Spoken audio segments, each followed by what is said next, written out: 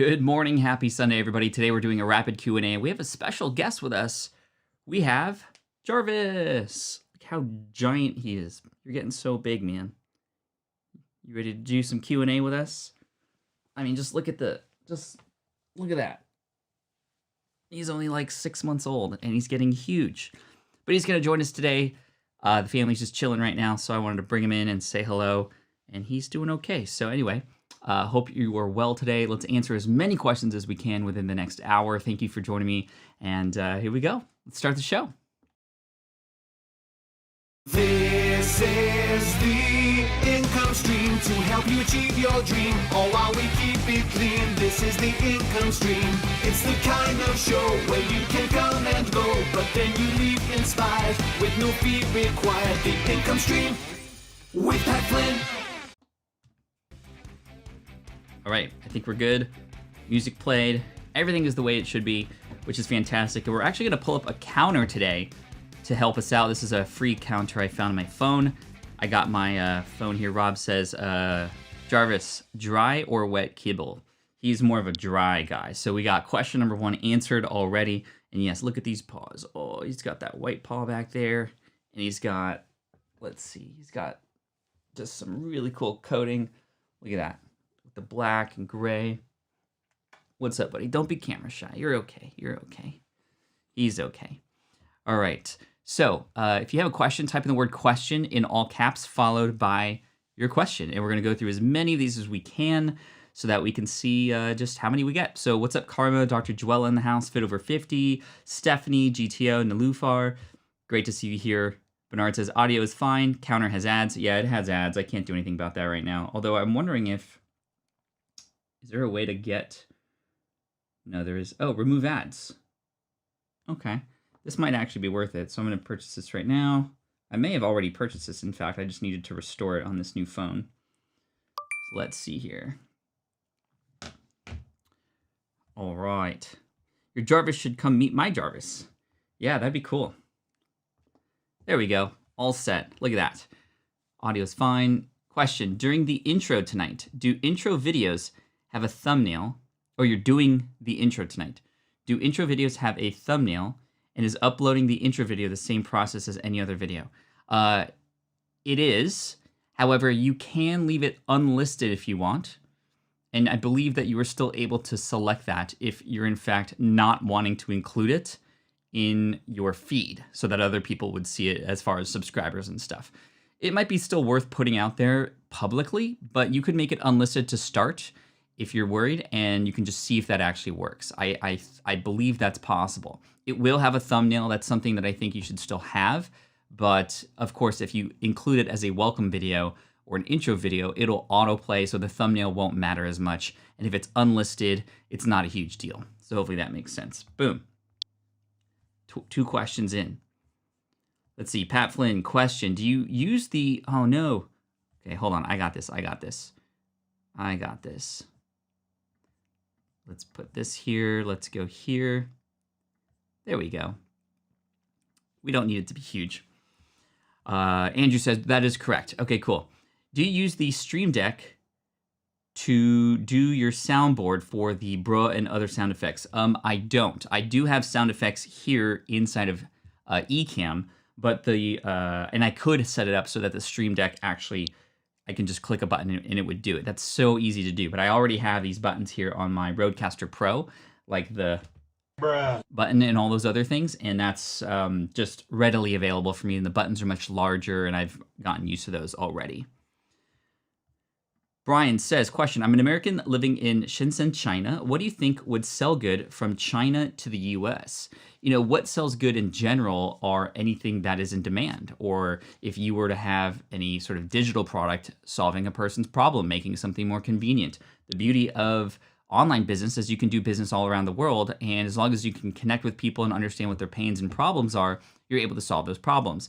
Now, as far as a product that would sell good from China to the US, I mean, we get our SwitchPod, which is back here. It's hard to see because it's a little blurry, but the SwitchPod is actually manufactured in China, and because it is something that solves a problem for people specifically who are doing video and want a lightweight, travel-friendly tripod, then it works, right? So I don't think it necessarily matters where you live, but you might also have an advantage. In fact, the fact that you're in China, you could visit factories if you are doing a physical product. But if you're not, you could live anywhere and still deliver value online in some way, shape, or form. Question from Nilufar. How can we promote design or architecture field in Twitch? Generally, gaming people are there. Yes and no, as far as that last statement. That's not actually true. If you look at some of the most popular categories, it's called just chatting. And just chatting has hundreds of thousands of people a day who just kind of sign on with no regards to gaming at all. And so there is a lot of people who are on Twitch. You got to think about where your target audience is, though, and you might benefit more from doing videos on places like LinkedIn, or perhaps even getting involved in something like Clubhouse versus Twitch. Twitch is pretty cool, but I think that for the target demographic, and if you start understanding who it is that you want to watch and where those people exist, Twitch might not be the best scenario for you. Hey, I just saw a thumbs down. I hope you have a better day. Chad, if you want to drown that out, hit me up with a thumbs up if you're interested in this. Plus, I think Jarvis would like that. And make sure you hit subscribe if you haven't already so we can continue to stay connected. That was a good question, though. Thank you. Dr. Joella says, I've created a keynote presentation with embedded 1-minute videos on about 3 slides. It asked me to save as a package. What is a package? A package means when you save it, it also includes those files. So that file size is going to be larger, but that way you don't need to have it sort of call for another file outside of that actual thing. So you could potentially take that package or that zip file. It's like a zip file, but for specifically your keynote, and it'll take those movies with it. Versus if you don't do that, then it won't save that inside the file, but it'll still play the video. But if you happen to play that keynote outside of where it exists now, you're gonna have to bring the videos with it separately, or else it's not gonna play. Good question, thank you. Wendy says, I have Stripe on e-commerce site, run into this 2 times in a row now. Client cannot make transaction go through. Is this a Stripe issue or a third-party issue? I'm not exactly sure, Wendy. It could be a Stripe issue. I think if you wanted to see if this was indeed a Stripe issue, you can actually create an invoice using Stripe specifically, bypass the third-party program to see if it goes through, and maybe have them try it for like 1 cent just to kind of see, and then you'll be able to narrow down whether or not it is actually a third-party problem or not, just so you know. Good morning, Mike. Good to see you here. Thank you. So that's how I would find out whether or not that's true, Wendy. But you could reach out to the third-party company and ask them, and they might have better answers for you. There are some cases where certain countries, for example, just transactions won't go through. And if there's a way to integrate PayPal, for example, that might work out better. Thank you, Wendy. All right, I have to remember to hit the counter after the question is answered. That's how I'll do it. Sometimes I get confused. Peter says, question, what could you use if Google stopped its services on Australia? They really coped with changes made by our government. What could you use if Google stopped its services in Australia? Well, the number one most important thing to realize is that we're always at the whim of, or sort of playing in other people's sandboxes. I mean, here in the US, anywhere in the world, Facebook could make changes, Instagram can make changes, Google could make changes that affect our business. And we've seen this before, not just in Australia, but here in the US as well. And it can affect changes positively for you. And of course, in this case, it could affect things negatively. The thing that you can do to sort of protect yourself, if you will, or provide some insurance in your business, if you like, is 2 things. Number one, building an email list. That way, no matter what happens with Google, you have an email list and people that you could reach out to. No, it's not going to help you get new people, but it'll help you stay connected with those who do know you exist. And number 2, building superfans. For me, as you know, and I have my Superfan shirt today, I have a book named Superfans. I highly recommend you check it out if you haven't already. This is what I like to call long-term business insurance. It's how you protect yourself from any algorithm change. You build Superfans so that no matter what happens, not only will your fans continue to follow you, but you're always going to have your fans also continue to share you as well, right? If that makes sense. Thank you, Peter. Question from Rohit. Thoughts on FIRE community as a podcast niche? Financial independence, early retirement. So that would be FIER, FIRE, or FIRE, financial independence, retirement early, or retiring early, right? So no, I've never really heard of that. But I mean, financial independence, this is personal finance. This is something that's been around since blogging began, sharing personal finance information. And that's a very popular niche. And I think that if you can find your specific voice within that space, it could work really well. I'm reminded of Ramit Sethi, who is in that space as well, but he talks about it in a different way. There's a lot of people talking about personal finance and retiring early. And if you wanted to take the business spin on it, or if you wanted to take the getting your dream job spin, or, there's a lot of other people who talk about the same thing, but put your own style into it so that you can, hey Jarvis, so that you can stand out and be different. Hey buddy, thank you. Oh, I appreciate you. Thank you. Pat reminds me of a James Bond villain petting his animal while plotting world takeover. We are plotting world takeover, but we're taking over the world so we can help as many people as possible. That's why we're here, right? Dawn says, is it okay to have Luma Fusion in your thumbnail and in your vid intro if you're doing a first project in Luma Fusion? So if you're doing a video about that, it's a software, right?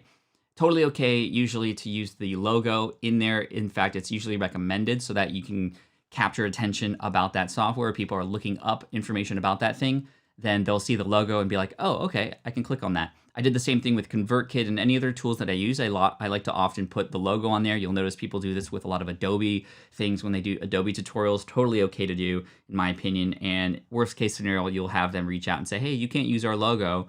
And any good company would realize that that's actually good for them because you're helping more people use their product without them having to do the work for them or on their own, I mean. So thank you for that question. Cool. Let's see. Question from Mike. Pat, do you recommend doing several interviews at a time, then piecing them in a podcast, or doing live as you do in your weekly podcast? Either one works, Mike. I think whatever works better for your style and or production schedule. A lot of times we like to batch process things ahead of time and then be able to work with them. That way you get more done and you have a little bit more freedom, if you will, as far as when you do things versus live where it has to happen on this time and you have to have those people come in. Both will work, and I think you can have a combination of both if you wanted to, but I like the idea of choosing even like a specific day of the week to be your podcast interview day and trying to force all interviews there using a tool like Calendly or something like that. And that's essentially what I do. Tuesday is my interview day, and that works really, really well. Question from Miriam. How to combine parenting and hectic work? I'm just starting out my passive income journey as a side hustle, and the workload feels massive. I'm a mom of 2 small children. So first of all, you're a super mom. Trying to get anything done beyond parenting is often very difficult, obviously. In that case, there's a couple things I would recommend for you, Miriam. Number one, really get honed in on when you do get even just an ounce of time, what it is that you're going to do. Very, very difficult to use any spare time for things if you don't know what things you really need to be focusing on. So priorities, really trying to make things, and this is part 2, if this were easy, what would it look like? So side hustle, great. Are you trying to build out an entire website and then try to find clients? And I don't know exactly what your side hustle is, but maybe we just start simple and just go, okay, I'm just going to reach out to different groups when I have time and see if I can find one client and then go from there. What's up, Jarvis? You okay? So trying to make it as simple as possible would be the way to go for sure. And then, of course, yeah, with 2 small children, it's like, okay, well, it's hard to plan, which is why, again, if you know when you get time, what your next tasks are and what goal you're sort of reaching toward. And if you've made that as easy as possible, that's kind of how you can fit things in. Obviously, if you have some help, if at all possible, whether it's a spouse or a friend or a nanny or whatever, really planning that ahead of time and then understanding, okay, this is my time to shine right now because I only have so much time, and then really making the best use of that as possible. The workload can feel very overwhelming, but usually we do that to ourselves. Sometimes we have on our list of things to do way more than is actually needed to get to the end goal, right? How's your audio so good without a microphone inside? I clicked for that question too. This is from Anthony. I'm using a shotgun mic right now, and the shotgun mic is literally right off the camera. Here, I'll touch it. There you go. So hopefully you heard that. And that allows me to capture audio without a mic, where oftentimes if I have a mic like this will get in the way of, any visuals and or just I bang into it because I use my arms a lot. Right now I have Jarvis, and Jarvis is taking up space. So if I had the mic in front of me, you'd probably just hear him breathing. Okay, let's see. We got Mr. Glue Power. Cool name. What would you suggest to outsource first once your YouTube channel brings money? I would recommend outsourcing the thing that is taking you the most time or is the most annoying or the most distracting thing that is still necessary to be done that you don't personally have to do yourself. In many cases, that's editing. In other cases, it's creating the thumbnail. Those are really important things, obviously, that a lot of creators just don't want to do. And you could probably get a lot more bang for your buck in terms of time spent if you were to invest into somebody to do those kinds of things. So that's kind of where I would start normally. But again, once you get the sort of system and rolling, I would write down all the things that you do and then start going, okay, which ones of these do I still need to continue to do? Which ones of these do I not need to do? Of the things that I don't need to do, which ones are the ones that like bug me the most that could potentially save me the most time? And then that's where I would go. Brian says, how could I sell some physical products online without waiting years to build a following on YouTube? Well, you could potentially take advantage of marketplaces like Kickstarter, where in fact that will help bring a crowd for you if the idea is good. Kickstarter is a validation platform where people will actually pledge dollars for ideas, not even physical products that are in existence yet. And you can get a following there and you can take advantage of their algorithm. And, you know, of course, if it's a great product and the noise gets put out there, a lot of people will share it. Again, even before the product exists, I would have some prototypes done so that you can actually sort of let people know what this is going to be like and show people how it works. But this is exactly what we did with the SwitchPod. Now, we did have an audience already, but most of my audience was not in the video space. And really, it was building relationships with people. So the thing that helped me with the physical product the most was actually going to events and meeting people, other creators, talking to them about this product and how it could potentially help them and getting them involved even in the process so that by the time this thing came out, it was already like in people's minds. And it was so easy for them to want to promote because they were actually a part of that process too. Bam. Jarvis, I cannot see my questions. I can't see the questions. Okay. Jarvis is going to answer questions. Grandma Goody says, for a YouTube channel intro video, would it be good to have one version under 2 minutes and another that elaborates up to 5 minutes? You know, I think that the shorter the better. If you can say what you wanted to say in 5 minutes, right? If you could say what you wanted to say in 5 minutes. Sorry, I won't use that voice anymore. Then in 2 minutes, then just say in 2 minutes. I think that if you wanted to go further, perhaps that's a separate video, or perhaps, yeah, I think you would only need one. You'd only need one and say all the things you need to say. Don't say anything more because you're going to connect more on other videos, right? What a great moment to arrive. What up, Antonica? Yes, we got Jarvis here just chilling. That's the microphone. Hey. Okay. Question from Nilufar. Is it a good idea to start first episode of the podcast as a live celebration with guests and then continue publishing episodes normally weekly? A first episode can be a celebration, which could be pretty cool. A first episode can often be a great time to start introducing yourself to an audience because remember, people who listen to this in the future, they're going to be sort of removed from the quote-unquote celebration portion of it. Now, if you have an audience already, that could be really cool. It could prove social proof, and it could show others who are new to your brand, like, wow, you're connected, you have authority, you're somebody who has a lot of value, and people care about you. That could go a very long way. Weekly report available. I'm scared. Okay, so that was a lot of time, but I've been on Clubhouse and YouTube a lot, so just letting you know. Anyway, you could have guests on. That could be really neat. But again, you want to provide value, right? You want to share with people why it's important to subscribe and listen to the rest of your show. And I think it's important to try to have multiple episodes when you launch. So maybe I would much rather use the guests for episode 2 and 3 and maybe even 4 and 5 on launch day so that there's more of a set versus just like a single song, if you will, right? We want to get people to binge listen, and maybe episode 4 or 3 is the thing that people are more interested versus episode 1, right? So you want to have multiple episodes, and I would use guests to bring some value onto those other episodes, right? Love Jarvis, says Sherry. Yeah, Jarvis is doing great. Anthony says, I found you on Clubhouse. That's awesome. I'm starting to hear more and more of that, which is really cool. Boop. All right. Sorry. He didn't like the boop. Boop. He's doing so good. Is it a good idea to get myself onto other writing-based YouTube channels to promote my podcast, like a YouTube version of a blog tour? Whenever you can collab with other people and show up on other channels, I mean, that's I think the best case scenario, right? Because a lot of us use social media and other means to grow our audiences, but a lot of times we're trying to grow within our own audience. And yes, providing value to your own audience gets them to start talking and sharing. But whenever you can get in front of newer audiences, bigger audiences that don't know you exist yet, and you're getting the endorsement from the host, that goes a very long way. So I would absolutely agree that that's a great strategy for sure. Uh-oh. Okay. Thought I lost it. There we go. Oh, that's cool. I can have different counters. Can I name these counters? Nope. I don't see it. All right. Let's see. Sherry. Hi, everyone. Happy to be here. Cold in Boston and sunny. Sunny and cold is cool. I like it when it's sunny but cold, because I can go outside, enjoy the weather. Usually it's like smells and looks really clean, but you're wearing a jacket, so you're nice and comfy, like you're walking around in a big hug all day. All right, Ehab says, in regards to affiliate marketing, if my Amazon account in the UK, but my target audience is in the Arab world, would it make any difference?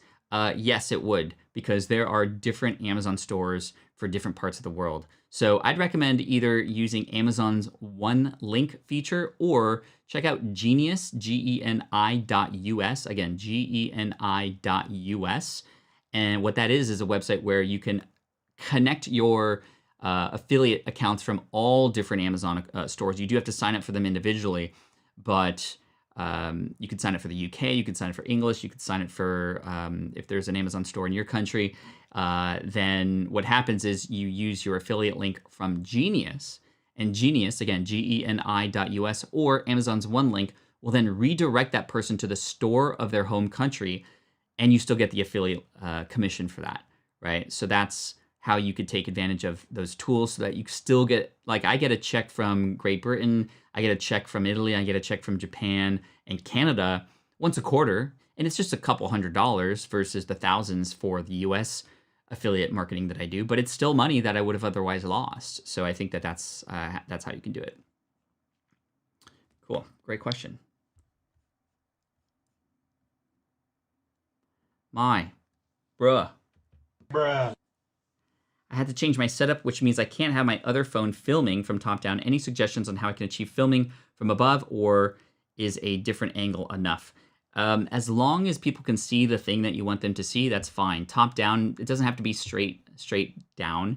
But if you have any ability to show what it is that you're trying to show and still provide that value, again, it doesn't matter as long as that's possible. And it sounds like it may be, you're just not able to get top down specifically. And again, that's totally fine. A lot of people who, for example, open Pokemon cards on YouTube don't have a top down. They actually have more of a point of view, or POV, first person point of view type of angle. Aw. Thanks, bud. Thank you for that question, by the way. Bam. We are on a roll. We're almost at 30 questions. We're almost at a question per minute here, which is pretty cool. Okay, we answered that question. Let's see. Question from Kristen. I have my 100th podcast episode coming up in March. Congratulations, that's awesome. What ideas do you have to promote it? Thank you for the helpful content you put out. So obviously you want to make a big deal out of it, let people know ahead of time that it's going to be special, and then you want to make it special. A celebration, maybe there's giveaways, maybe you have some special guests on, maybe you bring back some older guests, or you have it be partly a compilation episode where you play other parts of older episodes that were your favorite, and then you can kind of follow up on them, which would be kind of cool too. But letting people know ahead of time, running a contest, doing a giveaway, something like that could go a very long way, and that could be really fun.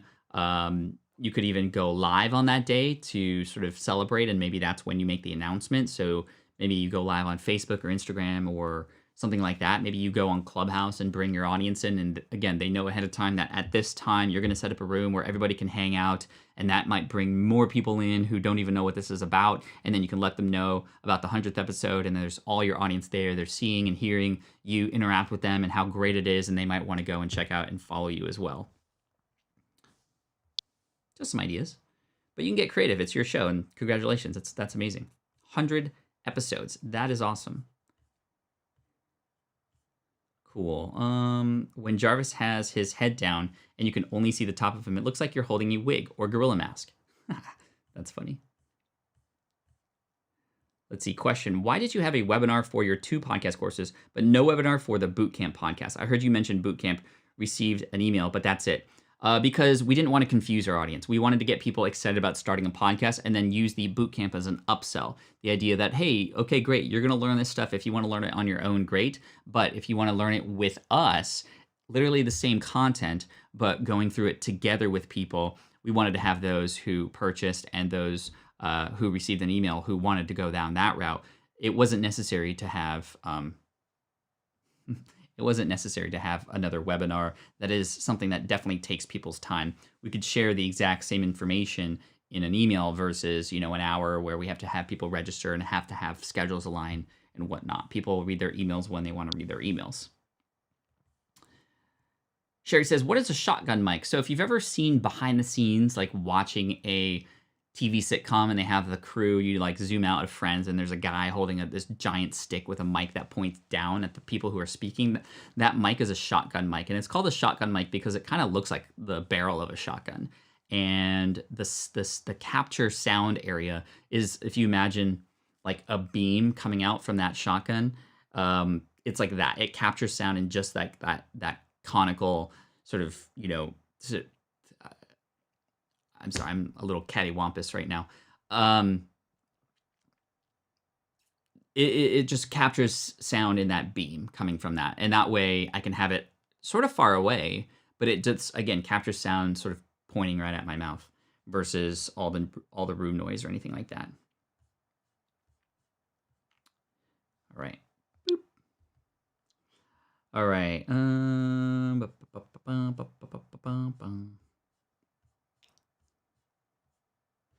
Okay, Croatian, Pentaminx. Yes, I do overlays and thumbnails for creators as a single mother. That is my only income now. Great job. Good hustle. Thank you. That helps. You're welcome. Thank you. You're welcome. Asma, I have a question from last week. How to pay for making website because our card not available. Any suggestions? So I'm not necessarily sure what this means. Perhaps you're trying to pay for something like that and it's not available. You might check out how you might be able to do this on a free platform if possible, or try to find, it's got to be possible to, in your country, be able to pay for a hosting company that will then, you okay? That will then allow you to build a website. So I'd find in your local country what people are using to build websites, what hosting provider, because the ones that I recommend typically, are obviously trying to go worldwide, but may not be exactly. And so you might find some different companies in your area that are trustworthy. For sure. Who let the dogs out? Who? Oh, sorry. That was a question, by the way. Question, Brian. I want to do a YouTube channel about doing business in Asia, in particular China and Vietnam. How would I do this without taking years to build a following? You don't need to take years. First of all, it's funny because a lot of people go, I need 1 million subscribers. I want the biggest YouTube channel possible. But I think if you understand your goals are not necessarily to build the biggest following, but to help people, and you have a specific idea of perhaps how you might want to help them, like bringing people to a coaching program, an online course, or what have you, I wouldn't start YouTube to try to make a living off of ads. I would start YouTube to start getting used to creating content, to finding your audience, to having your audience find you and be able to chat with them to provide information off of YouTube that can help you make more money than you ever could with ads. And so I like this niche and this idea of the Asian to English culture differences and how the two can do business with each other. I think that's really cool. I would have enjoyed that when I was doing the Switch Pod because we had a lot of business with those who were in China to get it made. And as far as how do you speed up that process? Well, there's a number of things, right? You want to create videos that actually matter, that answer people's questions, that have a good thumbnail and title. This will help people get in front of you more. And from there, you can connect with them and bring them to an email list so that you can have further conversations with them and potentially help them, right? Be consistent on YouTube, though. Master Blaster, what's up? Is going live better than editing a YouTube video? Editing a YouTube video, you can add sound bites and short videos, which adds attention to the video. Yeah, but you can do that too, right? Right? You can just kind of do fun things like that. And, you can bring different sounds. And you can do that with live too. But that's not the reason to go live or create pre-recorded videos. Going live allows you to connect with your audience directly, and there's nothing like it other than meeting people in person or going to an event. However, over the last 315 days, I think that I've done this, I'll tell you that the live streams don't do as good of a job of getting put out there into the world and algorithm to find new people. This is really for the people who already know I exist, although there are people who have found me through the lives because I've done so many and certain topics matter and they find me through that. But pre-recorded videos often work better because they're more direct. YouTube, like Google, wants to provide the best and most concise answer, not necessarily concise, but the best answer. And usually the best one is the one that people will watch all the way through, knowing they're going to get the answer. And oftentimes these live streams, especially an hour long, are just a lot, right? So I think that using a combination of both live for connection and content for building your audience, like pre-recorded content, is really the right way to go. And that's essentially what we're going to do this year. I'm going to be creating a lot more pre-recorded videos on this channel versus going live starting after day 365. Thank you, Braulio. The beard's looking really good. Me and Jarvis match, actually, when it comes to the beard. How to get product to promote once on GetResponse website. So GetResponse is an email service provider. It's not necessarily a website creator, although they might have that. MailChimp is going down that route as well, which is not, I'm not a huge fan of that because now they're focusing on things that they weren't specialized in before. But anyway, if you find products that your audience enjoys, they might not even have to be your own products. They could be products that you could promote as an affiliate on Amazon. They could be products that you could promote based on products that you use and see if they have a referral or a partner program, and you can promote them that way. And as long as you have a connection to the audience, or you can share content that shows people, even new people, how useful and amazing this tool or product or coaching is, then you can go from there. Hey, thanks for the thumbs down. Still helping with the algorithm, so I appreciate you for that. B. Roy says, Jarvis, like from Iron Man. Exactly. Just a rather very intelligent system. That's what Jarvis stands for in Iron Man, and that is exactly the kind of die I'm holding right now. Cool. That was a question earlier. Hey, Pat, any idea of any idea of content that architects can use to nurture their email list? Yeah, I mean, it depends on who is in your email list. If it's potential clients and people who are interested in that, then you want to show off, in my opinion, how you've been helping clients who've actually paid you and worked with you, because that would get people to want to work with you and actually, use your services. I think that also, if you're helping other architects, then that's going to be completely different. It's about education and showing people how to advance their career and work with clients, for example. All little questions, all the ins and outs of working with business can be answered in those kinds of questions. So I think it really, Sankash, depends on who it is that's on your email list and what it is that their goal is, and then using your email list to support that, to prove that, to crush objections, all those sorts of things. Hey, buddy. We're almost at question 30 already. That's amazing. Let's see. Sandy says, I go live on other channels. Should I get a copy and share it too? You can if you'd like. It will feel a little bit different because it's somebody else hosting you. But what you could do is ask for a copy, get a you could get a clip of it and post it, and then maybe have some other things to say about it before and after. So you're kind of repurposing it based on what somebody else has done to bring you on your show. It provides a little value. You also show authority, the fact that you are being invited on another person's channel, and that can go a very long way too. So yeah, I think that could be good as long as you get permission. And if you can get the sort of raw version of that, not the compressed version, then it's going to look a little bit better on your channel, and definitely something worth exploring for sure, especially repurposing really good parts in there that others would benefit who may not have found that. And I think the creator who invited you on would benefit from that as well. So it's kind of a win for everybody because you are sharing them with your audience too. Boop. All right. Peter says, do you suggest timestamps on your podcast so people can get to different sports we cover each episode? I'm always in the camp of whatever you can do to better provide value for your audience to make things more convenient, the better, right, Peter? So I think that if you had show notes on your website and you had specific timestamps at the 13-minute and 50-second mark, we start talking about basketball. At the 25-minute mark, we start talking about baseball.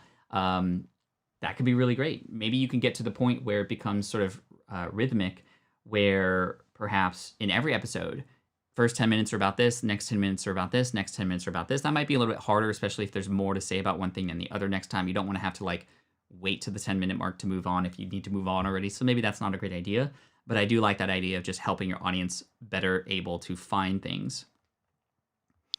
Question from John Carl Lewis. I'm sort of liking Thinkific. Is it as good as Teachable? It does all the same stuff. They all do the same stuff. It's just a preference of user interface as well as just what you like or dislike about the company or the people behind it. I'm a big fan of Teachable. As you know, I'm an advisor, but I don't hate on Thinkific. Greg, who is the CEO there, is amazing. He's a good person, just like Ankur, the CEO of Teachable. But I prefer Teachable personally. I've been in it for the last 6 years and absolutely love it. And it's so easy to use. And I'm sure Thinkific is the exact same way. Oop. All right. Brian, how long would it take to build a following online? It depends on so many things. I have a friend, his name is Stephen Mark Ryan. He created a single YouTube video about something that Tesla did. He took quite an opposite approach of what people thought, and because of that, people really liked it. And through just one video, he was able to gain 10,000 subscribers. Just one video. That video was called Tesla's Cybertruck Will Make Them Billions. And this was right at a time when everybody was hating on the Cybertruck. It had a terrible presentation from Elon Musk. They broke the windshield, which was funny and crazy. But hey, everybody started talking about it. But Stephen Mark Ryan went deeper. He found some things out that were actually really interesting about the Cybertruck and how it was going to do really well. And now there's over 500,000 pre-orders of it, by the way. And Stephen Mark Ryan is over 150,000 subscribers. So that happened kind of overnight, but that's not usual. Typically, if you were to say, what's the average length of time that a person finds really their core following? A year and a half, honestly. Marques Brownlee, MKBHD, a tech reviewer here on YouTube, his first 100 videos were for 72 subscribers. How many subscribers does he have now? 18 million or something like that. Mr. Beast's first few videos were for nobody. His first 100 videos were for his first 100 subscribers. And now he's approaching 50 million subscribers.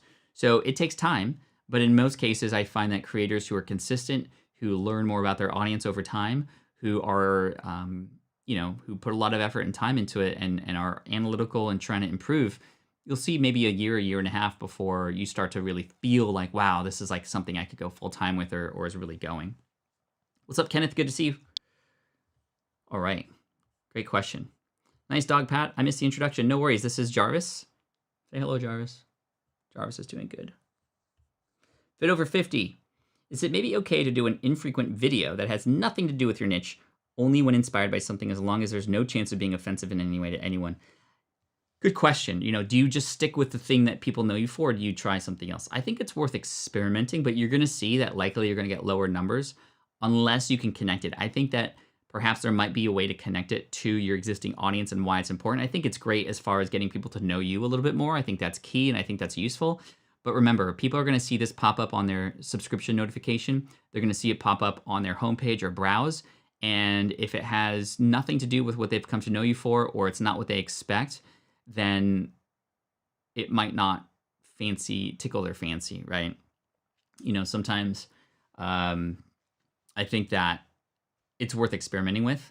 I did this once where I created a video about PowerPoint presentations, which is not what I'm known for. And I did make it connect with my audience because a lot of my audience likes to make presentations, but this video skyrocketed.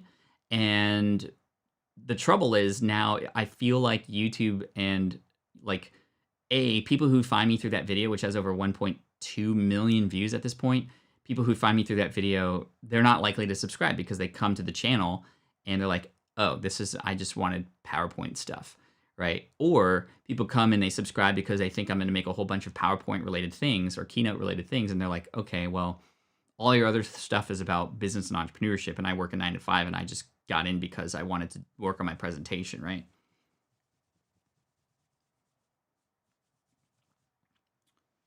Boop. All right. Thank you, Pat. You're welcome, Kristen. Brian says, why do some people have a large following on social media in a short time and others have been on for years and only have a few subscribers? Again, it could be the connection that they have with their audience. It could be specific things that they say. It could just be happenstance that a big creator, an influencer out there mentioned them and they're growing. There's so many reasons, but the truth is the more we don't do things to put ourselves out there, the more we just kind of sit and hope and do nothing about it and just wait for things to fall in our lap. Well, you can be sure that nothing's going to happen. I know we can't predict the future, but the way to predict the future would be to do nothing. you can't expect different results if you continue to do the same things. So experiment, try. I think the big difference, Brian, is those who put themselves out there and really try to make some noise. Not in an aggressive manner, but just creating something different that people can get behind and used to. That's how things can be great. For example, in my Pokemon channel right now, it's growing quite fast right now. We are almost at 2,000 subscribers, everybody, which is pretty crazy. And this just launched like 3 weeks ago. But I've been very purposeful with what can I do different and how can I be involved in this space and help others, right? And B-Roy is here. Thank you for the super chat, B-Roy. I appreciate you for that. B-Roy knows this. I'm highly involved in other communities and I try to help out and I try to be a part of the conversation. I don't necessarily ask for anything in return. But as a result of being a part of the communities and providing value, I get a lot of sort of people coming back my way. And with the videos in particular, I've made them specifically different than anything else that's out there because there's so much of it. Excuse me, when people see me, it's very simple to see, oh, well, this is different. Look at these videos. They're done in a different way and this person has a different voice. Now, I don't pretend to be anybody that I'm not. I'm not pretending to be an expert, but I'm saying, hey, come join me as I build my collection. And then I show it off in an interesting and new way. I teach along the way too. Hey, Jeff the Ref, speaking of Pokemon, is in the house as well. So thank you for being here. My guys, that's awesome. I got my dog Jarvis with us today. Say hi, Jarvis. He's getting heavy. He's like 20 pounds now. And I just did my workout for the day because... Okay, I'm going to scroll down a little bit because I'm a little behind. So if I missed your question, I apologize. You're welcome to ask it again. But I'm going to scroll down a little bit so I can catch up a little bit. Just don't spam, please. Thrifty Pickers, what's up, Thrifty Pickers? Good to see you here. Love your new dog, super cute. Thank you, John. John, I appreciate you for the kind words on Clubhouse. I did get your Twitter DM, and I'll be going through that a little bit later. So thank you again for that. I appreciate you. John, were you the one who came up with the name Quaranteam? I think he was, way back in the day. Good morning, Jeff. Good to see you. And again, B-Roy, thank you so much for the super chat and also for your service, my friend. Appreciate you. Anybody else who's in the service, I appreciate you. Caleb, I commonly use external mics for Facebook Live, but for the past few weeks, Facebook Live doesn't recognize it. Is everyone else having this problem? It could be a browser issue. One time, Caleb, this happened with me where it just wasn't recognizing an external microphone. And I just had to, And then I just had to restart my computer, reopen up Chrome, and then it was able to find it. There are perhaps settings in your audio and hardware preferences in Chrome or whatever browser you're using where you can go and actually select it there. Oftentimes in the address bar, there's like a little video camera icon on the right side of your address bar. You might even see it right now. If you click on that, you can get directly to the settings for audio and video and perhaps be able to select the external microphone from there. A lot of times if your browser blocks it, then Facebook won't recognize it. 30 Pickers, thanks guys. I love being here with you guys. It really means a lot to me to hang out with my friends. We are all the weirdos hanging out together, and I love that, right? What is the 34 in the upper right? These are questions, John, that I am answering. Boom, I just answered yours. Cool, let's see, who do we got? What's up, Melody? Good to see you here. Thanks so much. I wonder if Jarvis thinks you are talking to him and is just confused. Probably super confused. What is the status of the income streams clips channel? Yeah, that was a fun experiment that we did for a couple months, taking clips from episodes, and I hired an editor to just pull really cool parts out. I created a whole bunch of just photos like that he just used for different thumbnails. And it actually grew to about 600 subscribers sort of naturally without any push. But, you know, we weren't seeing a ton of value coming from it. And, you know, the reason I have those clips on a separate channel is because I didn't want to sabotage anything that was happening here. But yeah, it was a cool experiment. It grew naturally, but I had other more bigger priorities that I wanted to focus on, especially with the editor and the time and money that we were spending on that. What's up, CV? Good to see you here. Scrolling down, we got a question from Angelina. What do you suggest as best webinar platform? Livestorm or Demio or Zoom? I haven't tried Livestorm. That's an interesting one. I'll have to check that out. Zoom is great because it's reliable, but the recording quality is terrible, and it's not really meant for marketing purposes. If you're going to do a webinar to just like demonstrate and do a workshop, it could work, but even then you have to integrate some other tools to collect the subscribers and the registrants ahead of time and put them in an email list and whatnot, and I think that makes it a little bit more difficult. This is why I love Demio.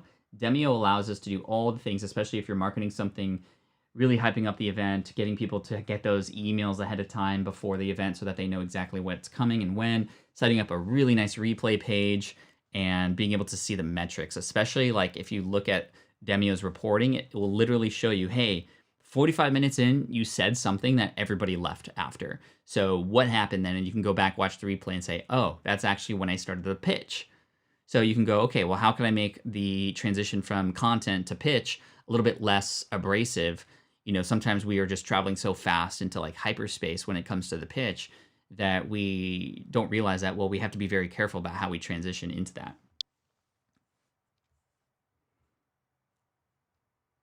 Do you think being controversial is good to attract a following, or is it immoral? I think it's immoral if you're doing it for nefarious purposes. But bringing controversy is a great thing to do because you will start conversation. And when you start conversation and you get to have people respectfully, hopefully, discuss things amongst one another, it definitely, number one, turns heads. And number two, it can get people to talk. And then, of course, that'll help people engage. And that helps with your social algorithms and all those kinds of stuff. This reminds me of Derek Halpern. So you've all heard of content is king, right? He created a blog post that said, content is not king, design is king. And he basically started this debate in the design and in the content creation space. And people came to the website and started really arguing, again, with text, but in a way where they were trying to make and state their case. And what was really cool was that this just created a really cool discussion about the idea that, well, actually both are really important for different reasons, and how we can start thinking differently and being more open to the other side on both ways. But again, what that did was it allowed for Derek to benefit from all that traffic and all that engagement, and it really created a sort of an uproar in the space where people started linking to that not because of Derek, but because of the conversation that was happening, right? Typically, when you draw a line in the ground, now it allows people to be more clear as far as where they stand. And our jobs as people online providing information, especially the more clear that we can make that line and help people figure out sort of like what they believe in, or you give them something to stand up for, then they're more likely to be followers. They're more likely to go to bat for you, to support you, to become a super fan, right? And I think that's cool. But thank you, Joyful and Well. He is cute. He's doing a good job today, sitting on Daddy's lap. You hear that? He's like, what are all these crazy lights and buttons, and why does Daddy keep talking so much? Yeah, I don't think he understands the internet and how it works yet. What's up, Tina? Tina in the house, another Pokemon friend. What's up? What's up? All right, I think I answered a question there. Shreya, what do you think I should focus on, video versus podcast? Getting 200s, 300s of views on my videos and 40 to 100 on my podcast. You know, I think it depends on a number of things. Number one, which one perhaps is more easier for you to do and lean more into? A lot of times video can be a lot more difficult. There's a lot more setup. There's a lot more things that have to happen in order for it to sort of become consistent. I would say with whatever you feel is going to be A, easiest to put into your life, and B, the most helpful for your audience. Now, both can work in tandem with each other, but I would start with the one first to be your main content platform for sure. And then what I would do is not even worry about the other one right now and just lean into it, right? If you're going to do podcasting, great. Let's go on a podcast guest binge run where you're going to be on other people's shows to help grow your show. We're going to provide value to other communities from your podcast and be able to support them and have your show grow from there and build these amazing relationships with your audience. Or you go full time with YouTube and you go, you know what? YouTube is a thing. I'm going to learn how to make the best thumbnails in this space. I'm going to go and see if I can collaborate with other people in that industry. Both will work. People are successful on both platforms. But if you divide your energy across both, at least at the start, you're going to have less time for any of them to get to where they need to go, right? All right, we got 10 minutes left. Hello again, Unpopular Mom. Good to see you. What kind is he? He is a mini Australian Labradoodle. A mini Australian Labradoodle. He is so silent. He's doing real good. He's doing real good. There he is. In full glory. Hi, everybody. He's doing great. I just found you today. No worry, Brian. That's awesome. Well, happy to answer all your questions. Tina says, what's your biggest fear? My biggest fear relates to the kids. Growing older and having the kids not want to hang out and be open with us. That's really the biggest fear. Even now, having the kids not believe that they can come to us for support is my biggest fear, really. I think that's really important to have, and I think that, you know, the relationship I have with my kids and my wife, I know, feels the same way, is incredibly important. That's why we're dedicating most of our time to them, and why I built the business in the way it is, and why my wife has chosen to be a stay-at-home mom, is just all in on them so that we can have a great relationship. And as they go through the trials and errors of life, and as they become weird teenagers, they know they can always come back to us for support when they need it. And just to have them feel open to have conversations with us is something I am very, very hopeful for. And it's what we're building for now.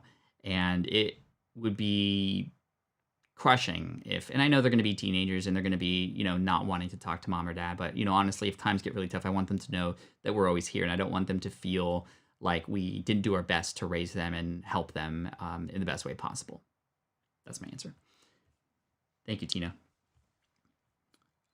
Most of my biggest fears relate to my kids, for sure. Question, what free software do you suggest we use for editing our videos in the beginning?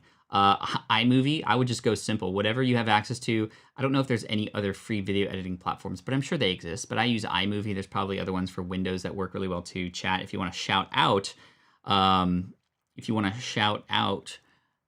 any software to help Brian out as far as what we could use for free to edit videos, that would be really great. All right. Question from Peer Support Academy. PSA announcement. Question from Tom. Thank you for asking on behalf of Tom. Well, unless you are Tom. Maybe you are Tom. I'm pre-launch and pre-revenue. Aweber free or ConvertKit free? Can you talk about pros and cons of each? Yes, absolutely. First of all, full disclosure, this is not a wig. Number two, I am an advisor for ConvertKit. So I actually am on the board of advisors. I do own a very tiny, but nonetheless, it's still a part of the company. And so this may come across as a biased answer, but I was actually on Aweber before. I started on Aweber in 2010, and I was with them for 4 years until I moved over to Infusionsoft because I needed something a little bit more robust with the ability for me to segment my audience and better serve those who were on my email list, so I can share specific messages based on the different buckets of people who were in my audience. And, you know, that was way too expensive. It was way too complicated. And then I got to build a relationship with Nathan Barry, the CEO and founder of ConvertKit. And I was so impressed. They have all those advanced features at Aweber prices, and Aweber feels very Windows 98. ConvertKit feels very 2021 as far as user interface, reporting, the ability to create an e-commerce store within ConvertKit. I could actually sell through my emails. I can actually segment my audience. I can filter if I'm going to send an email to people and I'm like, oh, I have a Canon coupon for my cameras. I'm going to send it out. I can say, you know what? I want to send this to everybody except those who have Nikon cameras, because you can collect information ahead of time. And based on clicks and actions, you can put them into different segments. By far, I smell breakfast. Okay. ConvertKit's great. I absolutely love ConvertKit. Plus, the number of customers is way smaller. Therefore, they're able to help people more deeply. And they hold these events every year in Boise, Idaho. They're just great. They actually care about their creators. Every person who works for the company is remote and cares about you. And they have a plaque from the founder that says, we help creators make a living. And that's really what it's all about. I like the ease and possibilities of ConvertKit. I'll be online courses, and down the road, I think ConvertKit is where I'll be going. Cool. If you have any questions about that, let me know. But if you want to check out the free trial through my link, you can go to smartpassiveincome.com/ConvertKit1, I think, to go to the free trial, or just smartpassiveincome.com/ConvertKit. Your nose is working better than Jarvis's. I'm sure he smells it too. Do you smell the breakfast? Okay. Thanks, bud. All right, we might actually get to 50 questions. Pat, do you like cats? I don't hate cats, but I prefer dogs. I don't hate cats. I think they're cute, especially all the meme cats. Joy says, what are the top 3 tips you could for a beauty creator, please? So number 1, I would say try to find your specialty, because beauty is such a giant niche, right? There's so many YouTubers doing beauty, and I think if you try to do all the things, you're going to get lost in the crowd. So what could you become known for, Joy? That would be number one, and how would you do that? Number two, show transformations. Transformations are everything. Before, here's what they look like, or what I look like. Boom, after. And number three, Instagram is going to be your primary platform for social media. Show those photos, teach within it, build an audience, respond to comments, connect with people. All those three things combined, I think, are going to do a really amazing job of growing your brand. How do you build a quality email list? I think you set up the idea and offer lead magnets, things that people can download in exchange for their email. And if you can connect that lead magnet, whatever it is, maybe it's a quick start guide, a checklist, a video about something in particular that audience particularly needs, then if you can hone in on the lead magnet, people won't download it unless it's something they actually need. Therefore, when people then download it and join your list, you know exactly what they need, you know exactly what they've gotten, and you can help them along the way there. And for me, that's the best way to build a quality email list, is get the lead magnet in front of the right people who I would want on my list and provide them something up front so that they find value in it already, even before they start reading my emails, and then they can be more likely to open further emails down the road. Boom, 2 more questions. John, do you think you would have liked Back to the Future as much if Eric Stoltz played Marty? No. We've seen the images and the video of Eric when he was playing Marty, and it just has, like, I agree with, I watched a lot of documentaries about Back to the Future, and that story comes up quite a bit. For those of you who don't know, Marty McFly in Back to the Future was not originally originally Michael J. Fox. It was Eric Stoltz, who was a great actor also, but he just didn't fit into that character. And it's just, they had to refilm a whole bunch of things when they got, Michael J. Fox, but he was potentially not going to be able to make it because he was filming this other show. And so, yeah, I don't think I would have liked it as much because really I connect with the character of Marty McFly and Michael J. Fox. Okay, final question from the unpopular mom. Should Etsy store match my blog URL? I have about 1K page views and thinking of opening my planner store on that. It doesn't have to match, right? It doesn't have to match. Should Etsy store match my blog URL?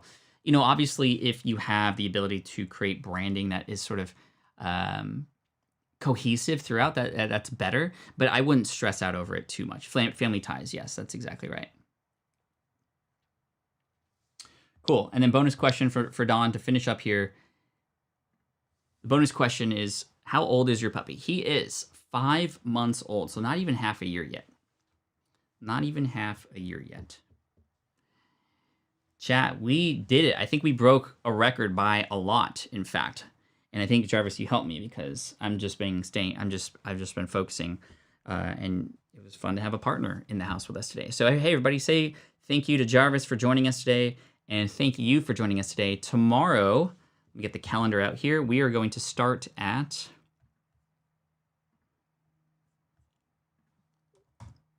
Oh, I didn't bring music out. I apologize, guys. I didn't have the background music. Tomorrow, we're going to start at... Actually, we're going to do an afternoon one tomorrow. Yeah, we're going to do a noon live stream tomorrow. That'll be fun. Sort of like a lunch sort of thing. So noon Pacific, 3 p.m. Eastern. Noon Pacific, 3 p.m. Eastern. That's when we're going to do it. And that'll be tomorrow. So yeah, thank you again for coming in today. Hit that thumbs up button if you haven't already on your way out, because that helps out with the algorithm and such. 52 questions answered. You guys are amazing. Thank you for today. And I look forward to seeing you tomorrow. Again, noon Pacific, 3 p.m. Eastern. Thanks for joining. Thanks for all the questions. This show wouldn't exist without you. And we are on our way to day 365. You're incredible. Cheers. Thanks, everybody, and take care. Team Flynn for the win. This is the income stream to help you achieve your dream, all while we keep it clean. This is the income stream. It's the kind of show where you can come and go, but then you leave inspired with no fee required. The income stream with Pat Flynn. All right. Thank you, everybody. I appreciate you. Have a great Sunday. Hopefully you are relaxed. Maybe you're getting work done. Maybe I'll see some of you on some live streams later in the Pokemon space. But anyway, I'll see you again later. Take care, everybody. Much love. Bruh.